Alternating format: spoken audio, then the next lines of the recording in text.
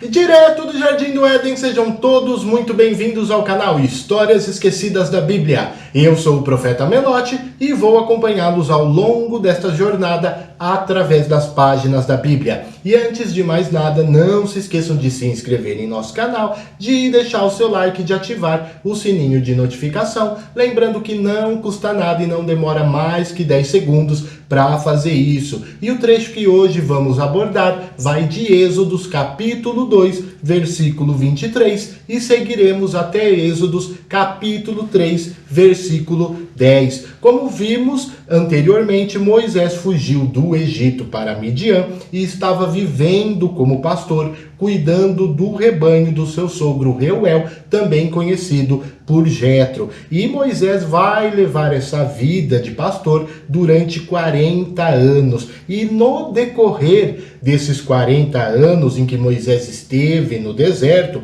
o faraó que ordenou a sua morte, o mesmo faraó que também ordenou a morte dos recém-nascidos hebreus do sexo masculino, veio a falecer.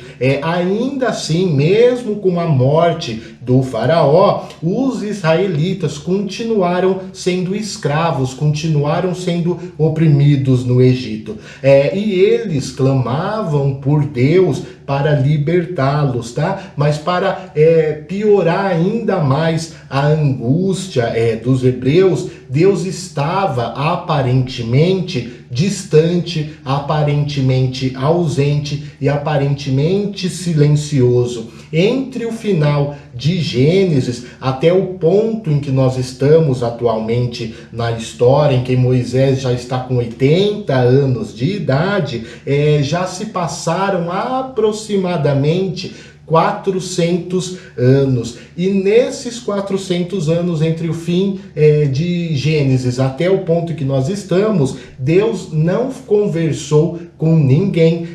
Deus também não enviou, não surgiu ninguém importante como Abraão, como Isaac, como Jacó, como José, para trazer um pouco de alento, para trazer um pouco de esperança para os israelitas. E Deus, entretanto, Deus sabia que ele tinha que cumprir a sua parte do pacto abraâmico, Ele tinha que cumprir a parte da aliança que ele fez com Abraão. Mas nós sabemos que o tempo de Deus é diferente do nosso. As coisas não acontecem no momento em que a gente acha que devem acontecer, o que a gente gostaria de acontecer, tá? Para a concretização do pacto abraâmico, o cronograma de Deus exigia que uma cascata de eventos ocorresse primeiro. Um dos primeiros eventos, um dos primeiros acontecimentos que deveria ocorrer era o exílio dos hebreus no Egito. Por causa de José, que estava realizando os desígnios de Deus, Jacó, seu pai, levou todos os israelitas para o Egito. E isso foi necessário porque até então os hebreus viviam em Canaã. Entretanto, em Canaã também viviam muitos outros povos, como os cananeus, os hititas, os amorreus, os fariseus, os jebuseus, e estes povos viviam sempre em guerras, viviam sempre em guerras intermináveis. E o pior de tudo é que eles cultuavam falsos deuses, Sendo assim, os hebreus encontrariam no Egito um lugar pacífico, longe da influência desses falsos deuses, e assim eles poderiam prosperar e se multiplicar como Deus havia prometido a Abraão em sua aliança com ele. Um outro evento importante que deveria acontecer para a concretização do pacto abraâmico era a escravidão dos israelitas. Uma das promessas principais que Deus fez a Abraão foi de que Israel teria o seu próprio território. Então, Deus os libertaria da escravidão e os levaria para a terra prometida, que seria a terra de Canaã. Mas lembrem-se, e falamos isso agora há pouco, que Canaã já era ocupada por vários outros povos. Sendo assim, os pecados desses povos cananeus, os povos que viviam naquela região, eles teriam que atingir um ponto culminante, né? Os pecados deles deveriam atingir um ápice para que fosse justa, né, uma intervenção divina para privá-los das suas terras. A ideia, né, seria mais ou menos essa. É como se Deus permitisse que os cananeus, né, que aqueles povos habitassem aquele território, habitassem aquela região. Porém, eles não fizeram um bom uso daquela oportunidade. Eles preferiram pecar, eles preferiram viver em guerra e eles preferiram seguir os falsos deuses, tá?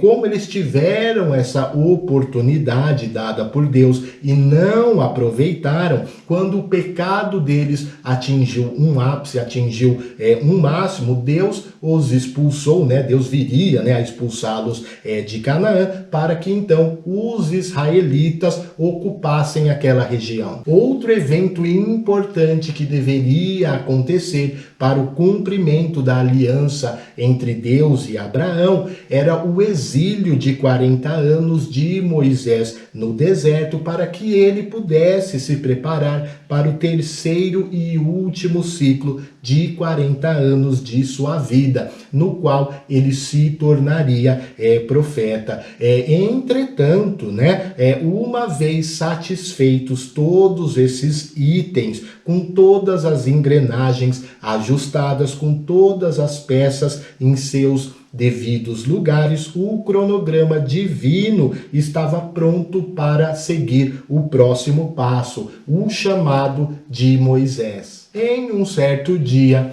Moisés leva o rebanho de seu sogro Reuel, também conhecido por Jetro, para o outro lado do deserto, para um local chamado na Bíblia de Horebe, o monte de Deus. Na verdade, Horebe era o nome de uma cordilheira que ficava naquela região, sendo que Monte Sinai era o nome de um dos montes que fazia parte de toda aquela cordilheira, né?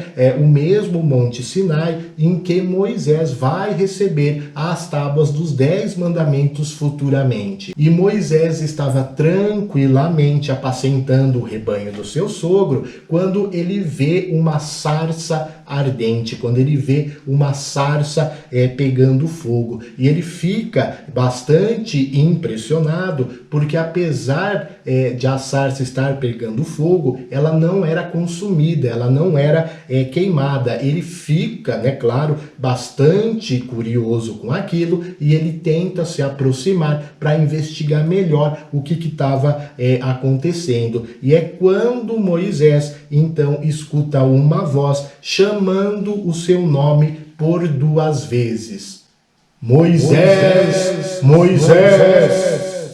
Ao ouvir seu nome, Moisés responde: estou aqui. E a voz então continua dizendo para ele: Moisés, não se aproxime, retire os seus calçados, porque você está em solo sagrado. Eu sou o Deus do seu pai, eu sou o Deus de Abraão, o Deus de Isaac e Jacó. E ao perceber que estava diante de Deus, Moisés cobre o seu rosto porque teve medo de olhá-lo. E Deus continua dizendo a Moisés: eu vi como os hebreus são oprimidos. Nesses 400 anos tenho escutado o clamor do meu povo por todo o sofrimento que eles estão passando nas mãos dos egípcios. Porém, chegou o momento de eu libertá-los da escravidão e levá-los para a terra prometida, a terra onde há leite e mel em abundância, com fartura, a terra hoje habitada pelos povos cananeus. Pegue suas coisas, Moisés, e vá agora diante do faraó para libertar o meu povo, para libertar os israelitas da escravidão no Egito. Apesar de Moisés já estar com 80 anos neste ponto da história, e ele não é mais nenhuma criança, ele não é mais nenhum menininho, apesar de ele passar todos os 40 anos do segundo ciclo de sua vida no deserto de Midian, se preparando para a sua missão, que era, justamente a de libertar os israelitas da escravidão. Quando Deus o chama, quando Deus o convoca, Moisés vai ficar bastante relutante, tá? Em assumir tamanha responsabilidade. E desta forma, Moisés vai dar 5 desculpas a Deus para tentar evitar, para tentar fugir e se esquivar da responsabilidade